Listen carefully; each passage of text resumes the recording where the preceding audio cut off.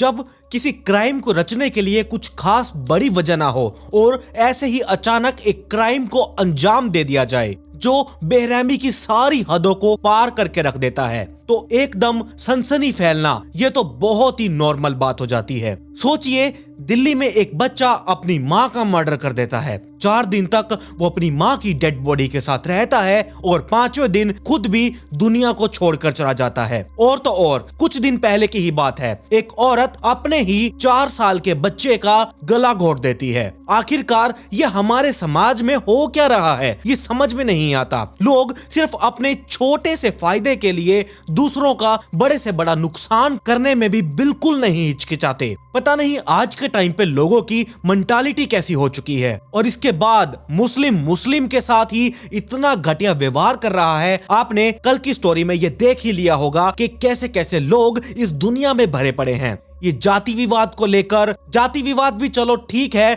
कुछ लोग ऐसे हैं इस दुनिया में जिन्हें जाति विवाद से दिक्कत होती है, लेकिन यहाँ हिंदू के साथ और मुस्लिम के साथ भी ये सारी चीजें कर रहा है। चलो छोड़िए, आज की स्टोरी पर आते हैं। आज की स्टोरी सुनने से पहले आप इस नाइट फाइल्स पॉडकास्ट चैनल को सब्सक्राइब जरूर कर लीजिए, साथ में नोटिफिकेशन बेल आइकन को दबाना बिल्कुल भी मत भूलिएगा। पूरी इस स्टोरी को सुन लेने के बाद आप लोगों की जो भी राय होगी मुझे कमेंट सेक्शन में बताना बिल्कुल भी मत भूलिएगा, और साथ में पिक में भी जरूर लिखिएगा एक शाउट आउट के लिए। आज मैं आप लोगों को जो स्टोरी बताने जा रहा हूँ, ये स्टोरी निकल कर आई है मध्य प्रदेश के जबलपुर से। दरअसल जबलपुर का एक पुलिस स्टेशन है जिसका नाम है तिलवारा। तिलवारा के ही अंतर्गत एक मेखला रिजॉर्ट है जो शहर से करीब 20-25 किलोमीटर की दूरी पर आता है। 6 नवंबर 2022 को एक जवान लड़का एक लड़की के साथ मेखला रिजॉर्ट में पहुंचता है और काउंटर पर एक रूम बुक करने के लिए कहता है। होटल का स्टाफ इन दोनों का आधार कार्ड मांगते हैं और ये दोनों भी अपना आधार कार्ड निकाल कर दे देते हैं। होटल का जो स्टाफ था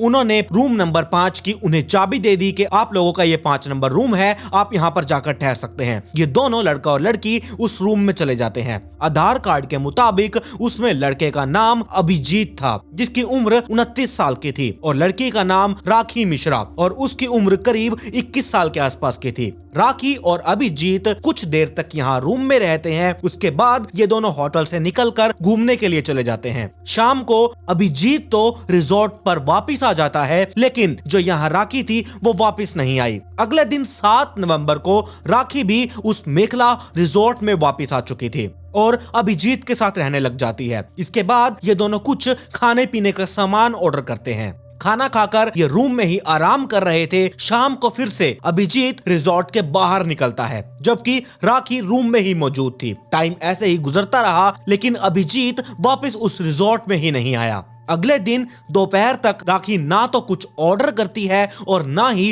रूम से बाहर निकलती है। तो जो वहां का रिजॉर्ट का स्टाफ था उन्हें यहाँ कुछ अजीब सा लगने लगा। तो रिजॉर्ट के जो स्टाफ था उसके एक कर्मचारी ने रूम नंबर 5 पर गया। उसने दरवाजे को नॉक किया। नॉक करने के बाद अंदर से कोई भी जवाब नहीं मिला। तो इसकी खबर रिजॉर्ट के मैनेजर को दे दी गई। मैनेजर द्वारा जब उस रिजॉर्ट के रजिस्टर को चेक किया गया, जहाँ पर चेक इन चेकआउट का सारी डिटेल्स लिखी होती थी, वो रजिस्टर चेक करने के बाद उस रजिस्टर में अभिजीत पाटीदार और राखी मिश्रा के नाम से हुई कि वो रूम इस नाम से बुक्ड है। रिजॉर्ट के मैनेजर को ये बताया कि रूम बुक करते टाइम पर अभिजीत ने अपने आप को गुजरात का रहने वाला बताते हुए किसी काम से जबलपुर आने की बात बताई थी। दोनों ने चेक इन के लिए आधार कार्ड के साथ 1500 रुपए काउंटर पर जमा करवा दिए थे। इसके बाद इन्हें ये रिजॉर्ट में रूम दे दिया गया था। रिजॉर्ट के मैनेजर को कुछ ठीक नहीं लगा और वहां पर मैनेजर को कुछ गड़बड़ होने का संकेत नजर आया, तो उसने फौरन तिलवारा पुलिस स्टेशन में इसकी खबर दे दी। पुलिस वालों को ये सूचना मिलते ही कुछ ही देर में टीआई लक्ष्मण झारिया अपनी एक टीम के साथ उस रिजॉर्ट पहुंच चुके थे। पुलिस वालों और वहां के स्टाफ की मौजूदगी में एक जो एक्स्ट्रा की होती है, उस की से उस 5 नंबर रूम का दरवाजा खोला गया। जब वो लोग उस रूम के अंदर गए तो बेड पर एक रजाई पड़ी थी और उस रजाई के अंदर एक महिला का सिर दिखाई दे रहा था। जैसे ही पुलिस वालों ने वो रजाई हटाई तो रजाई हटाते ही सभी लोगों के पैरों तले से जमीन खिसक चुकी थी, क्योंकि उस रजाई के अंदर एक लड़की की डेड बॉडी पड़ी हुई थी। कमरे की पूरी तलाशी ले लेने के बाद उन्हें उस कमरे से 2 शराब की बोतलें मिली थी, जिसमें से एक बोतल तो पूरी खाली थी और दूसरी आधी बोतल पड़ी हुई थी। वहां पर पुलिस वालों को 2 गिलास और 2 ब्लेड भी खून से सने हुए बरामद हुए। पुलिस वाले ये अनुमान लगा रहे थे कि इन्हीं ब्लेड से इस लड़की का गला और उसकी कलाई काटी गई है। अब इसी बीच टीआई ने इस क्राइम सीन को पूरा इन्वेस्टिगेट किया और उसके बाद ये केस अपने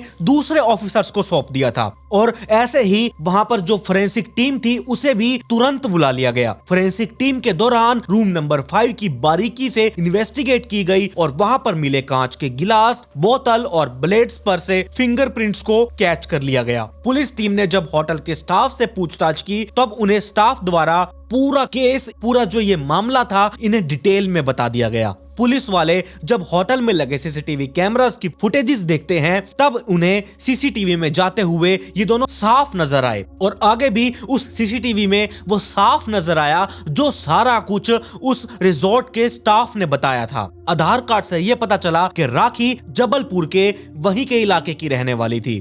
पुलिस वालों ने इस लड़की के घर वालों को जब ये सारी जानकारी दी तब उसके घर वालों ने ये बताया कि हमारी बेटी राखी तो घर पर ही मौजूद है। ये जवाब सुनकर पुलिस वाले एकदम हैरान रह चुके थे और उनका यह माथा ठनक चुका था। पुलिस वालों ने तुरंत राखी के घर वालों से राखी से वीडियो कॉल पर बात करवाने के लिए कहा। टीआई ने राखी से वीडियो कॉल पर बात करते हुए उस रिजॉर्ट में मरने वाली लड़की को दिखाते हुए पूछा कि क्या तुम इसे जानती हो। जब राखी ने लड़की को देखा तब वो एकदम चौंक चुकी थी। उसने पुलिस वालों को बताया कि सर ये तो शिल्पा झारिया है जो कि गोरखपुर में ब्यूटी पार्लर चलाती है। पुलिस वालों ने राखी से पूछा कि इसके पास तुम्हारा आधार कार्ड कहां से आया। तब राखी ने कहा कि सर शिल्पा से करीब मेरी 3 साल से जान पहचान है। मैं उसके ब्यूटी पार्लर पे जाया करती थी। कुछ समय पहले मेरा आधार कार्ड कहीं गुम हो चुका था तो मैंने उसकी दूसरी कॉपी निकलवा ली थी। अब पुलिस वालों के सामने ये केस एकदम साफ हो चुका था कि मरने वाली लड़की राखी मिश्रा नहीं बल्कि 21 साल की शिल्पा झारिया है जो कि कुंडक थाना क्षेत्र के एक गांव की रहने वाली है। जबलपुर पुलिस वालों ने कुंदन पुलिस के द्वारा शिल्पा के घर वालों को यह बताया कि आपकी लड़की की ऐसे मौत हो चुकी है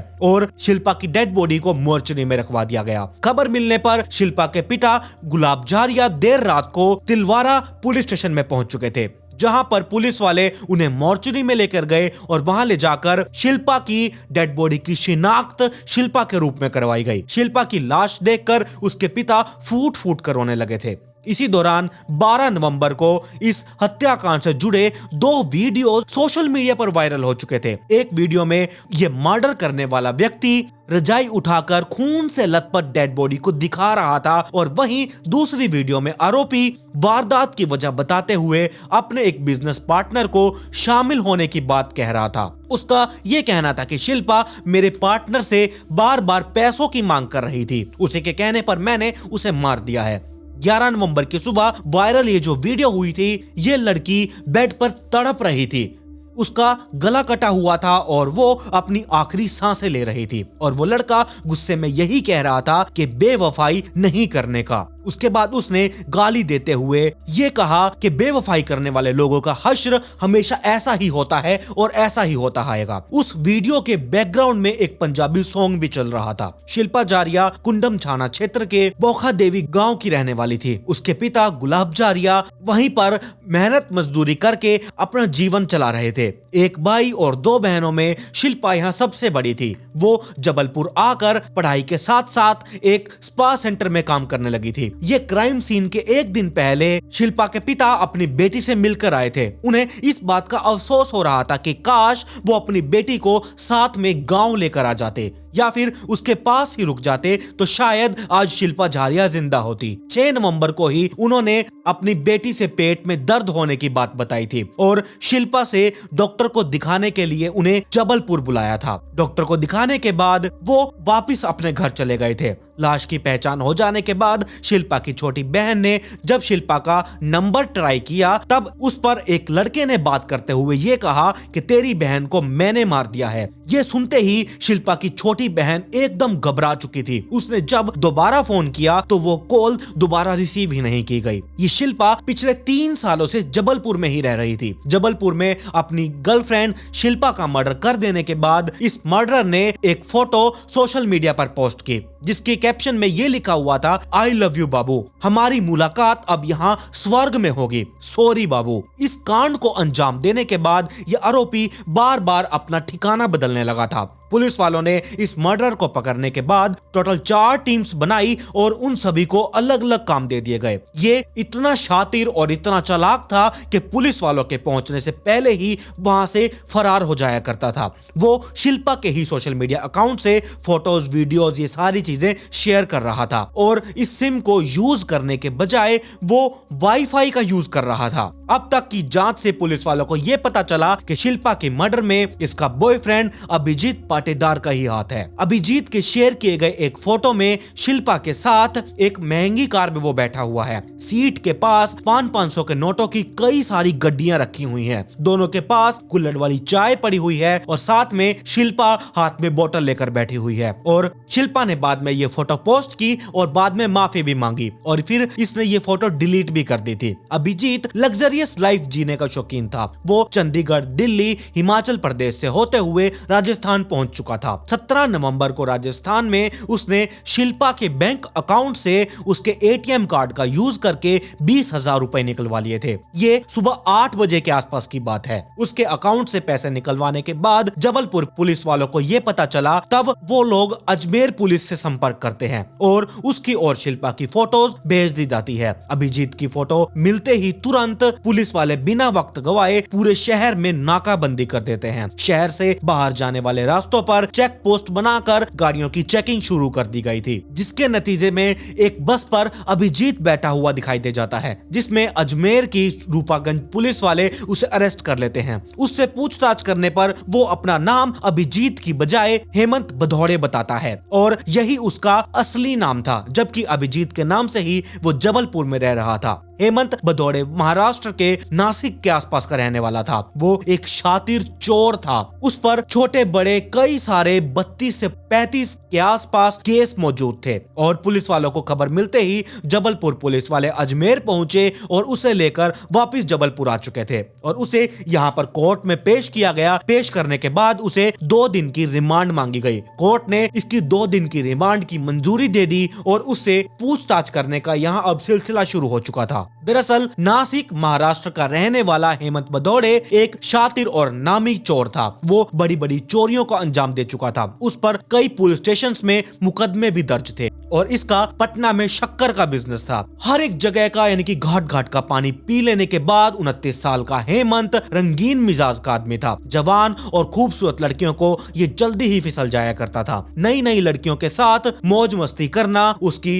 ये हॉबी बन चुकी थी और इसी अपनी हसरत को पूरा करने के लिए वो अगस्त 2022 में जबलपुर के एक स्पा सेंटर में गया। स्पा में एंट्री करने में उसका सबसे पहले सामना रिसेप्शन पर बैठी एक खूबसूरत लड़की शिल्पा जारिया से हुआ, जो आने वाले कस्टमर्स का वेलकम कर रही थी। वहां एंट्री फीस दे देने के बाद उसे एक स्टाफ बॉय के साथ अंदर बने रूम में भेज दिया गया। बेहद डिम लाइट में दरवाजे पर नॉक हुआ। नॉक होने के बाद वहां एक लड़की एंटर करती है और वो हाथ में क्रीम की ट्रे लिए और उसके चेहरे पर एक हल्की सी मुस्कान थी। लड़की ने हाय हेलो के साथ ही स्पा की सर्विस के बारे में डिटेल से उसे जानकारी दी और उसके बाद वो लड़की उसकी स्पा करने लगी और ऐसे ही स्पा करते करते इन दोनों की बात भी जारी थी। अभिजीत ने उस लड़की का नाम पूछा। उसने अपना नाम शिल्पा जारिया बताया। हेमंत ने उसे अपना नाम बताते हुए अपना इंट्रोडक्शन किया और बताया कि मैं गुजरात का रहने वाला हूं और जबलपुर में श्री राम ट्रेडर्स के नाम से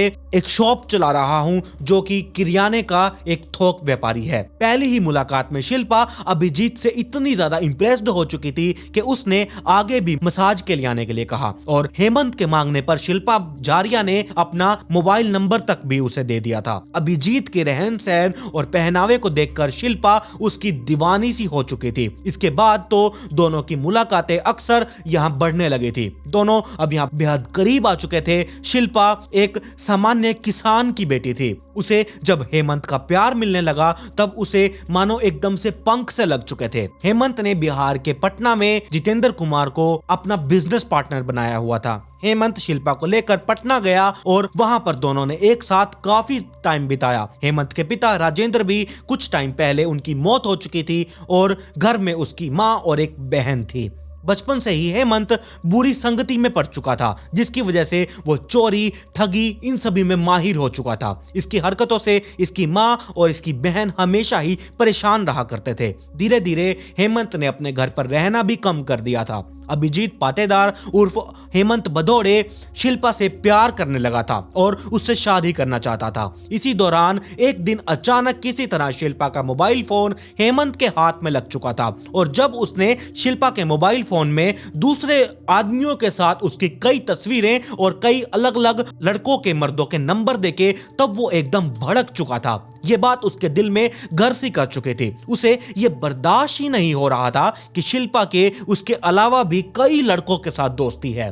उसने शिल्पा को सबक सिखाने की ठान ली थी। 6 नवंबर को वो शिल्पा को मेखला रिजॉर्ट लेकर गया। कुछ देर वो रिजॉर्ट में ही रुके और फिर ये दोनों जब रिजॉर्ट से घूमने चले गए तब घूमने के दौरान ही ये शिल्पा से इसी बात को लेकर इन दोनों के बीच में ये बहस छिड़ चुकी थी। जब शिल्पा से उसने गैर लड़कों के साथ संबंध के बारे में पूछा तब वो बहाने बनाने लगी थी कि वो भी मेरे फ्रेंड्स हैं, उनसे मेरी बातचीत होती है। तो हेमंत यहाँ पर बहुत ज्यादा भड़क चुका था और इस बात पर इन दोनों का झगड़ा एकदम लड़ाई झगड़े में बदल चुका था और यहाँ शिल्पा उसके साथ उस दिन रिजॉर्ट में नहीं जाती। हेमंत अकेला रिजॉर्ट में गया, वहां पर रुका, आराम किया और अगले दिन हेमंत ने उससे बातचीत की होगी। बातचीत करने के बाद उसने शिल्पा झाड़िया को मना लिया तो शिल्पा वापिस से उसी रिजॉर्ट में पहुंची। थोड़ी देर जब इन दोनों ने आपसी में प्यार की बातें करने के बाद फिर से दोबारा इसी बात को लेकर इन दोनों के बीच में झगड़ा हो चुका था। अब शिल्पा भी गुस्से से एकदम भर चुकी थी और दोनों में लड़ाई झगड़ा मारपीट इतनी ज्यादा बढ़ चुकी थी कि हेमंत गुस्से से एकदम पागल हो चुका था और गुस्से में ही हेमंत ने शिल्पा का गला और उसकी कलाई काट दी थी, जिससे शिल्पा की कुछ देर तड़पने के बाद उसकी मौत हो चुकी थी। और फिर होटल से टैक्सी बुलाकर हेमंत वहां से भाग चुका था। बट वहां से जाने के बाद जो वहां शिल्पा की उसने एक वीडियो बनाई थी तड़पते हुए और उससे तड़पते हुए जब शिल्पा तड़प रही थी और वो वीडियो बना रहा था तो वीडियो में हेमंत ये कहता है कि बेवफाई का अंजाम यही होता है और यही होता रहेगा। लेकिन कई सारी चालाकियां खेल लेने के बाद अलग अलग जगह पर भाग जाने के बाद वो हेमंत पुलिस वालों के हत्थे चढ़ चुका था और इस भयानक खौफनाक कांड का खुलासा हो चुका था। पुलिस वालों ने उसके पास से शिल्पा का मोबाइल फोन, एटीएम कार्ड, अंगूठी, चेन और 1,52,000 रुपए बरामद कर लिए थे। फिलहाल पुलिस वालों ने उसे कोर्ट में पेश किया और उसे लाइफ इम्प्रिजनमेंट दे दी गई। जी हाँ, उसे अब हमेशा के लिए जेल में ही रहना होगा। तो इस तरह से एक लड़की जिसने एक लड़के का बैकग्राउंड जाने बिना उसके रहन सहन, पहनावे से उसके साथ नजदीकियां बढ़ा ली और फिर उसके साथ साथ कई आदमियों के साथ संबंध बनाने की वजह से उसका इतने खौफनाक तरीके से अंत हो चुका था। जो ये सच में उन सभी लड़कियों के लिए सीख है मेरी तरफ से, जो इस तरह बिना सोचे समझे लड़कों के पैसों के पीछे भागती हैं, उनका बैकग्राउंड नहीं देखती, उनकी पिछली लाइफ नहीं देखती, रिसेंट की लाइफ नहीं देखती, बस उनके पहनावे से उनके जेब में कैश देखती हैं और उनके पीछे पीछे हो जाती हैं। ये कहानी उन्हीं लड़कियों के लिए है। अब आप लोगों की इस केस के बारे में क्या राय है, मुझे अपनी राय कमेंट बॉक्स में जरूर दीजिएगा और साथ में अगर आज आप इस चैनल पर पहली बार आए हैं तो चैनल को सब्सक्राइब कर लीजिए, साथ में नोटिफिकेशन बेल आइकन को दबाना बिल्कुल भी मत भूलिएगा। इंस्टाग्राम आईडी ये रही और इसका लिंक आप लोगों के डिस्क्रिप्शन में भी दिया हुआ है, जाइए और जल्दी से इंस्टाग्राम आईडी को भी फॉलो कर लीजिए। खैर, पिछली वीडियो का shout out I can do this को कमेंट पिक में to get a shout out in next video. मिलते हैं ऐसी ही एक और चौंका देने वाले इंटरेस्टिंग स्टोरी के साथ।